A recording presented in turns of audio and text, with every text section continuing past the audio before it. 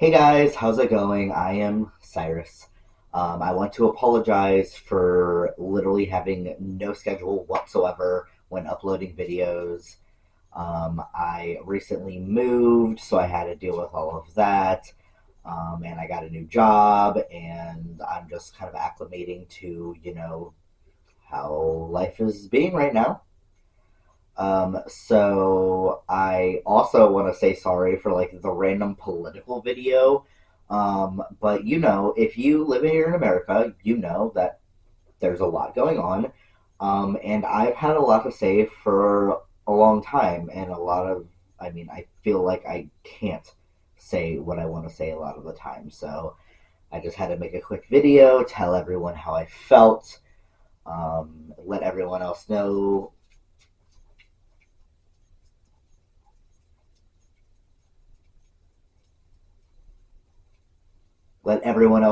that they are dumb. Anyway, so today we are going to be talking about the moon landing. I have actually been writing videos constantly this entire time, and the moon landing one is actually the one I did most recently. So I'm sure that if you know anything about the moon landing, that Apollo is the name that comes to mind.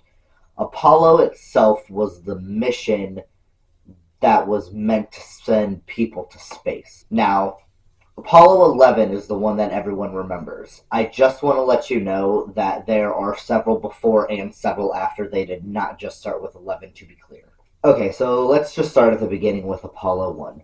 Apollo 1 caught on fire and it exploded and it killed all three members of the crew on board. Apollo 4 they considered a success because the heat shields worked, meaning that a spacecraft can go out and re enter our atmosphere without burning up. Apollo 5 was the first unmanned mission of the lunar module, which would later be the same module that would take astronauts to the moon. Apollo 6 was the second launch of the vehicle Saturn V. It had quite a few engine failures, but they still considered it a success because it did pretty much what they needed it to do. Apollo 7 was an orbit demonstration, and it was the first live streamed event from space. Apollo 8 also had crew on it, and it reached the moon. It circled around the moon 10 times, and then it came back. Apollo 9 was used to test the portable life support system that could be used on the moon's surface. Now, Apollo 10 was intended to do literally everything except actually land on the moon. It was the fourth manned mission in the Apollo missions, and it was the second mission to orbit the moon. Now, let's talk about Apollo 11, the mission that everyone knows, the big, big day, alright? So, as you all know, Apollo 11 was a success. Neil Armstrong and Buzz Aldrin were the first two people to step foot on the moon. Pilot Michael Collins orbited the moon above the surface while Buzz and Neil were on the surface. They collected a bunch of lunar material and they came back. I'm sure you know the story. Armstrong's first step on the moon was marked with the famous saying, "One small step for man, one giant leap for mankind."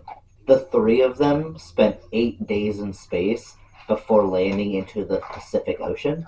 Kennedy promised that he would put a man on the moon by the end of the decade, and we did. That wasn't the last mission that went to the moon. There were actually 5 more missions where they did go to the moon. Apollo 12 and 14 through 17 all landed on the moon. Apollo 13 was canceled due to a technical issue. Apparently, only 12 people have ever walked on the surface of the moon, and they have all been American. The US, Russia, and China are the only countries who have human spaceflight programs. But some countries like Denmark, Belgium, there's some African countries, they are all still involved in space exploration. There have been 48 countries in space, and the Soviet Union was the first one. So let's just circle back to the famous mission Apollo 11, alright? Again, if you know anything about space exploration, It's Apollo 11. But the question is, did we actually win the space race against Russia? Have we ever actually been to the moon? The very first thing that comes to mind when people talk about moon landing conspiracies says that the moon landing was fake because of the flag. The flag, guys, the flag. Now, if you watch the video, Oh, geez, that's great. Is the lighting halfway decent? Yes, indeed. They've got the flag up now, and you can see the stars and stripes on the lunar surface. it does appear that the flag is moving. That would make sense, except they're on the moon, and there's no wind, so how is it blowing in the wind? The flag should just kind of float there, however the astronaut put it there. Let's go ahead and take a second look at the video. Oh, geez, that's great. Is the lighting halfway decent? Yes, indeed. They've got the flag up now, and you can see the stars and stripes on the lunar surface.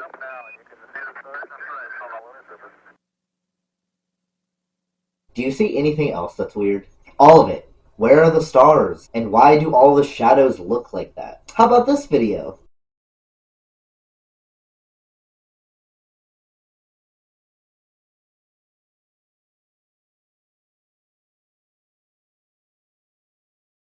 No, it's not more footage from Apollo 11. This clip is actually from Stanley Kubrick's 1968 film 2001: A Space Odyssey, which was actually released a year prior to the moon landing. I mean, look how realistic the clips from A Space Odyssey look compared to the moon landing clip. If we did go to the moon, then how come NASA hasn't been back since 1972? Did we go? Or maybe something happened. Maybe something that they don't want us to know about. So let's just dive into some of the most popular conspiracies. I literally looked everywhere and tried to find more than the same like 5 to 10 that everyone puts in their videos. But there's like some actual science related ones, and while I did understand a couple of them, I did not understand well enough to explain it to someone else. So let's just dive. A lot of people say that not only are the quality of the photos really good, but the number of photos for the time.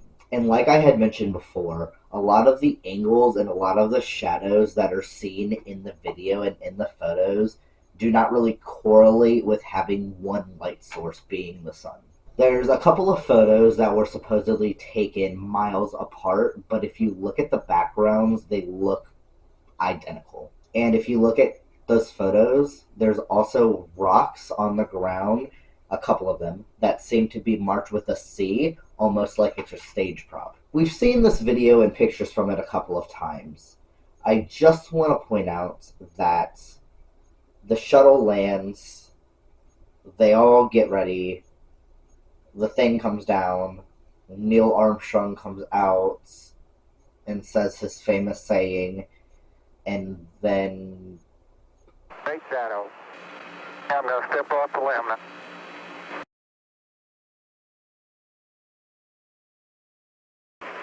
It's one small step for man, one giant leap for mankind. How did they get it on camera? Like, who was already floating in space recording it? The lunar module that they landed in weighed approximately 17 tons.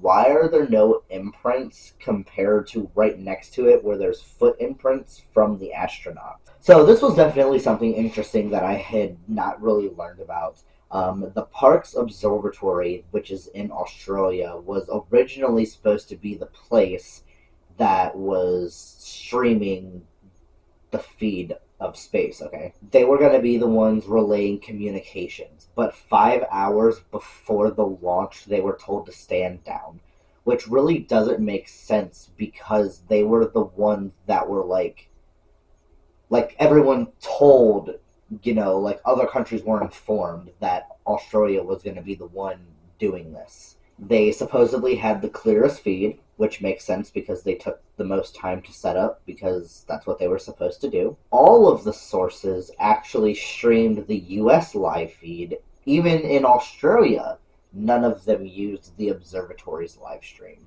I don't know if you know this, but a lot of people say the reason we haven't gone back to space is because we have lost the technology or cannot afford the technology to go to space.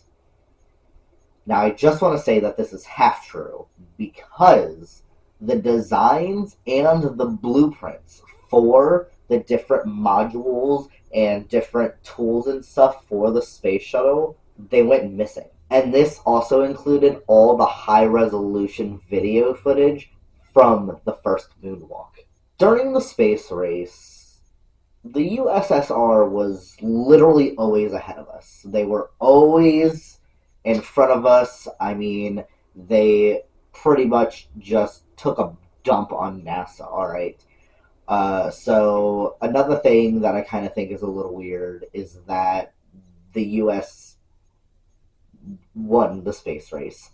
Um, I mean, maybe it was just luck, but the fact that they were continuously behind Russia technology wise, and then suddenly they were the first people on the moon is just whatever. It's also very convenient that this took place around the same time as the Vietnam War, which could have definitely been taking away, people's attention from the war, that the US is also about to go into space and win the space race. And the space race and the Apollo missions ended at about the same time as the war. How about technology? We talked about the camera, but I just want to just step on this a little further, okay? So, the moon is very far away. Like, I don't know if you know this, but the moon is very far away. So, the fact that they somehow transmitted a live signal from the moon back to Earth is just really amazing to me. The fact that they could keep conversations going and stuff like that is just crazy. I don't get phone service in my basement, but I can send a picture to the moon. Hashtag what's your airdrop.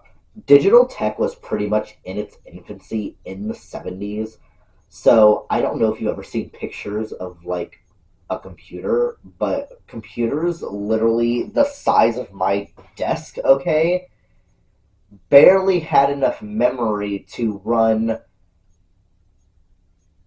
I don't know, Snake, Pong, like just a basic game that we would be able to, that you could play on a flip phone, you know what I mean? The technology did not do that. So, what kind of computers did they have, technology that they had access to, that would allow humans to go to space? My iPod Classic literally does more than the technology did in the year that man landed on the moon. Okay, so this is one of the sciencey ones that I kind of wanted to get into, but I'm really just gonna kind of dumb it down.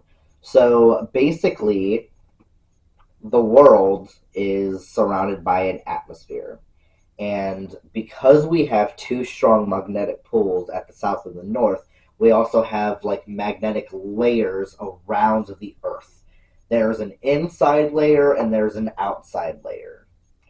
So, in order to exit the atmosphere, you have to go through these layers, okay, which have high amounts of radiation. There's high levels of protons, electrons, and ions. There's geomagnetic storms and wave particle interactions.